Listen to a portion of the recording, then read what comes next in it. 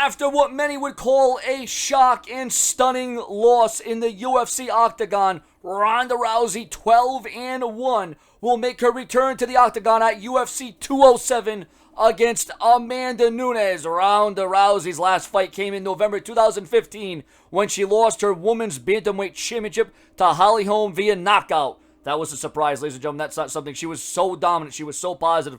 But I think she was in way over her head. I think she was a little bit too cocky. I'm a huge fan of Ronda Rousey, but I think,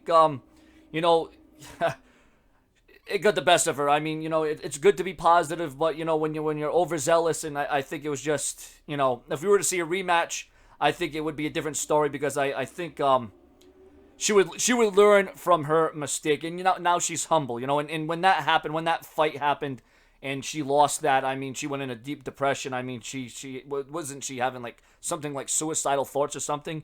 UFC 207 takes place Friday, December 30th at the T-Mobile Arena in Las Vegas. It will be headlined in another huge main event. UFC President Dana White announced the fight on the Hurt and Colin Cowherd today.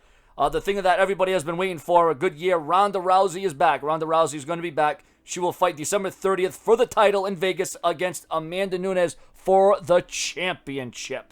And ladies and gentlemen, if Ronda Rousey can stick with her game and what brought her to the dance, if she can stay neutral and, like I said, don't get over positive and, too full of herself, and like I said, she always goes in with her head in the game. She always goes in there like she's going to strike and she's going to, be combative and she's going to be physical. And, she has been dominant. She has been one of the most dominant women in history. I mean, you can say, yeah, she lost, but you got to look at, the whole work of Ronda Rousey. I mean, the way she enters, the way she fights, the way she's a smart fighter.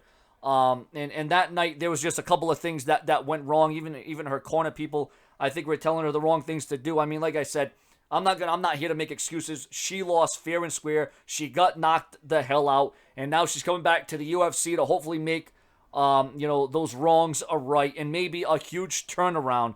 That one loss perhaps lit a fire under Rousey that's going to be even more dominant and more prominent than it has ever been before. And if she is going to be more dominant than before, and she's going to take out her frustrations and her aggressions, but once again, I don't want to see her make that mistake. I don't want to see her get overzealous because, once again, you have to have your head in the game and you have to have your hands ready, and you're gonna make sure that, has she lost? And the question going into this fight, I know, will be, is there any rust? Has she lost that passion? Is she a step behind? We're going to find out if Ronda Rousey can get it all together for UFC. Your comments, your opinions, please share my videos on Facebook and Twitter. My future on YouTube depends on you, the viewers and the subscribers. Thank you for watching. Subscribe.